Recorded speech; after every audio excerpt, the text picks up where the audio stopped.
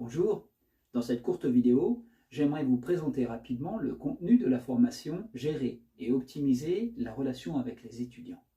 Pourquoi? Tout simplement parce que je trouve que le titre ne donne pas un rendu suffisant de ce qu'on trouve dans cette formation qui est vraiment unique.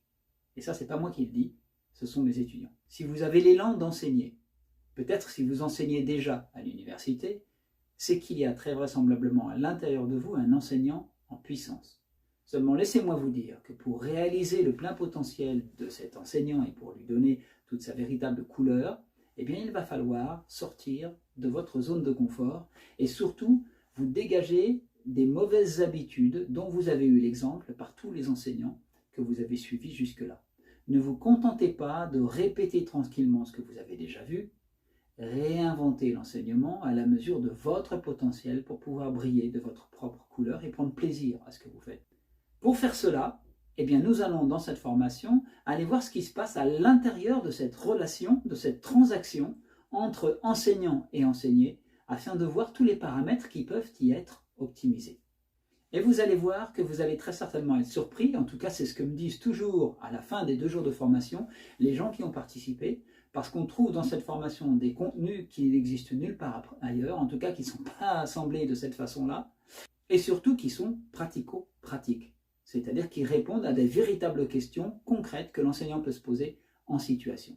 L'idée, c'est de vous préparer, parce qu'un enseignant préparé peut réagir à plein de situations et avoir des outils sous la main à utiliser immédiatement plutôt que de se retrouver pris au dépourvu et de ne pas savoir comment répondre.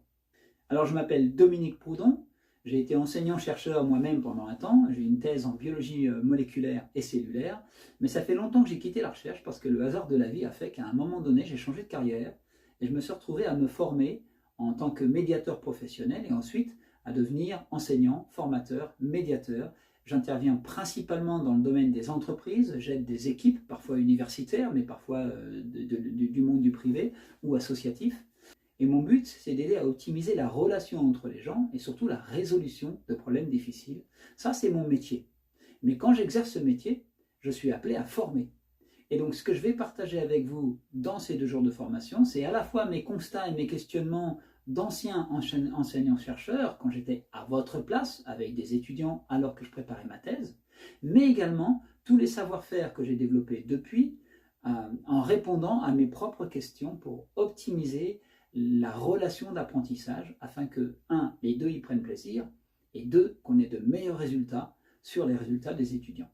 Voilà. Je peux vous dire en tout cas qu'une carrière d'enseignant, c'est long quand on ne fait pas ce travail, parce qu'on se contente de répéter toujours les trucs qu'on a déjà vus, et on ne peut pas être le meilleur de ce qu'on peut être, on ne peut pas donner le meilleur de soi-même, si on ne dépasse pas ces limites imposées par les habitudes, si on n'apprend pas à sortir de sa zone de confort. Tranquillement, mais sur différents paramètres qu'il va falloir régler. Et c'est ça que nous allons faire dans cette formation. Ce que vous allez découvrir, c'est que dans la façon d'enseigner traditionnelle qu'on trouve très génériquement à l'université et qui, à mon sens, est tout simplement médiocre, eh bien, il y a tout un tas de choses et d'habitudes que les enseignants reproduisent, qui sont contre-productives et qui vont rajouter de la force de frottement, qui vont démotiver les étudiants, qui vont leur faire perdre inutilement de l'énergie, alors qu'on pourrait très bien changer ces choses-là. Seulement pour cela, il faut se poser les bonnes questions. Ce que j'aimerais faire durant ces 2 jours de formation, c'est moins vous donner des réponses que de vous apprendre à vous poser les bonnes questions. Parce qu'en se posant les bonnes questions, on a une capacité d'analyse très très fine sur ce qu'on est en train de faire dans la transaction avec les autres, au-delà du contenu qu'on couvre, et quelle que soit la discipline dans laquelle on est amené à enseigner. La question, c'est comment j'optimise l'attention, la motivation et la réactivité de mes étudiants afin d'obtenir le maximum de ce contexte pédagogique qui est le mien pendant mon heure de cours ou mon heure de TD ou de TP. Comment je fais pour assumer cet espace et y accueillir des étudiants pour créer le contexte d'interaction le plus favorable possible dans lequel je peux non seulement prendre du plaisir à être enseignant, mais aussi être terriblement efficace dans le passage du savoir et du savoir-faire. Et nous commencerons pour cela par faire des constats ensemble sur les pratiques traditionnelles d'enseignement. Qu'est-ce qui fonctionne? Qu'est-ce qui fonctionne moins bien? Qu'est-ce qui ne fonctionne pas du tout? Comment on peut se retrouver à créer ses propres problèmes et à se prendre les pieds dans sa propre pédagogie en tant qu'enseignant? Et surtout, qu'est-ce qui manque et qu'on pourrait ajouter pour créer de l'attraction, en quelque sorte, par rapport au processus d'enseignement et par rapport au contenu. Et là, la plupart des personnes qui participent à cette formation ressortent en disant que c'est incroyable la quantité de choses qu'ils découvrent sur le contexte d'enseignement et la façon de l'analyser.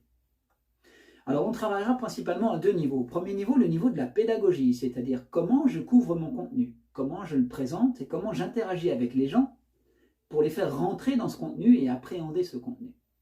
Deuxième niveau, c'est le niveau de la gestion de classe, comment je gère le contexte afin que ce soit un contexte d'apprentissage le plus favorable possible, dans lequel se passe ce qui doit se passer et pas d'autres choses, comme des gens qui ont d'autres activités, qui sont sur leur SMS, leur page Facebook, ou qui parlent avec le voisin, ou qui simplement sont là, mais bulles, ne font pas leur boulot. Donc, gestion de cadre en second, mais d'abord pédagogie. Et on va voir que dans la partie pédagogique, eh bien, il y a plusieurs aspects. Il y a déjà l'aspect de la structure, comment je structure mon enseignement, comment je le présente, déjà rien que dans la façon de donner le titre et d'annoncer le cours, tout est écrit. Ensuite, la façon de structurer son cours, bien sûr, a un impact sur la rétention des étudiants. Et il y a plein de choses qu'on peut faire pour éviter qu'ils se perdent dans le fil conducteur que l'on suit, parce que très souvent, les étudiants perdent le fil. Et ça, c'est biologiquement inévitable.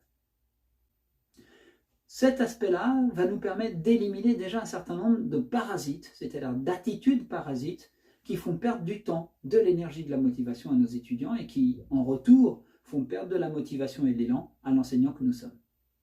Mais ce n'est pas tout. Le deuxième segment, c'est le segment gestion de classe. Et là, il y a beaucoup à découvrir aussi. Je parle ici de comment gérer tous les comportements qui vont nous ralentir ou nous gêner dans le processus d'apprentissage. Alors, il y a les gens qui arrivent en retard, il y a ceux qui bavardent, il y a ceux qui n'ont pas fait leur boulot, il y a ceux qui font autre chose pendant le cours, il y a ceux qui cherchent le prof ou qui veulent vérifier si le prof est suffisamment sachant en lui posant des petites questions pour essayer de le coincer. Il y a aussi les vérificateurs Wikipédia qui viennent vous contrer sur les dates ou le nom des auteurs. Bref, il y a tout un tas d'attitudes, les personnes qui prennent beaucoup de place ou ceux qui ne prennent pas de place du tout. Comment gérer toute cette variabilité dans le contexte classe afin que ça fonctionne? Et là, vous allez voir que déjà, dans la façon de poser les questions, il y a des travers inévitables qui sont des grands classiques, mais qui font que ces questions sont des fausses questions, elles ne sont pas fonctionnelles. Et puis dans la façon de répondre aux questions des étudiants, il y a tout un tas de comportements contre-productifs qu'on n'a pas tendance à questionner d'ordinaire et que là, nous allons analyser de manière précise pour que vous voyez l'impact de ces comportements et comment les transformer en quelque chose qui marche. Nous verrons aussi comment recadrer un étudiant lorsque son comportement est gênant, soit pour le prof, soit pour la classe. Et comment le faire en 30 secondes chrono, de manière efficace, respectueuse, déterminée, mais non autoritaire. Parce qu'il n'y a absolument pas besoin de jouer d'autoritarisme pour arriver à ses fins lorsqu'on est enseignant. Il suffit d'assumer son rôle et d'avoir le parler, le phrasé et le ton de voix qui convient. Et ça, c'est des choses que nous travaillerons ensemble et vous verrez, vous pourrez sentir dans vos tripes la différence quand on est bien réglé ou mal réglé dans son recadrage. Ça va vous donner de la sécurité. Nous ferons d'ailleurs au passage l'inventaire de toutes les stratégies qu'un prof utilise en général pour recadrer un comportement, par exemple les bavardages, et nous allons voir que la grande majorité de ces recadrages sont non fonctionnels et généralement se retournent contre le prof en termes de crédibilité. Si vous voulez être un prof qui est respecté dans sa prise de fonction, dans son rôle, eh bien, il faut trouver la bonne posture. Et la bonne posture, nous allons la régler ensemble pour que vos neurones enregistrent, j'allais dire, sur quelle fréquence communiquer pour être crédible et pouvoir bosser sans perdre de temps et sans risquer de se prendre la tête dans un jeu d'ego avec un étudiant parce qu'on s'y est mal pris. Bref, nous allons voir comment réagir quelle que soit la situation. Nous ferons d'ailleurs la liste de toutes les situations qui peuvent être difficiles pour un enseignant et nous gérerons dans cette liste pour voir comment répondre à chacune d'entre elles afin que vous ayez un maximum de réponses pour être préparé. Parce que si vous n'êtes pas préparé, quand ces comportements arrivent en classe, eh bien, vous n'avez aucune solution et là, vous êtes pris au dépourvu en public, généralement, soit on fuit, on fait comme si on ne voyait pas et du coup, le comportement se pérennise, soit on contre-attaque la personne avec quelque chose qui est de l'ordre du jugement, de la remise en cause, et qui souvent ne va pas être forcément respectueux de la personne qui est en face, provoquant ainsi des effets rebonds qui peuvent être délétères pour le prof, en tout cas fatigants et usants. Voilà, et pour finir, nous irons voir aussi ce qui peut être fait au niveau de la gestion du stress, parce que se retrouver face à un public, prendre la parole, à plus forte raison parfois perdre le fil, ou plus savoir où on est, ou pas savoir répondre à une question, ça peut être embarrassant. comment être préparé par rapport à ça et comment être capable de gérer sa propre physiologie pour rester en état de performance en tant qu'enseignant, même quand on se met à flipper. Bref, après ces 2 jours de formation, je vous garantis que vous ne serez pas le même prof. J'espère que cette courte présentation vous a donné une idée de ce que vous trouvez dans cette présentation et que ça vous a donné envie de venir participer. En tout cas, j'aurai grand plaisir à vous rencontrer et à voir avec vous dans votre pratique quelles sont vos questions, vos besoins, vos envies, vos craintes et comment faire pour révéler le prof en puissance qui est à l'intérieur et faire en sorte que vous vous autorisiez à briller votre propre lumière en tant qu'enseignant. Peut-être à bientôt donc. Merci.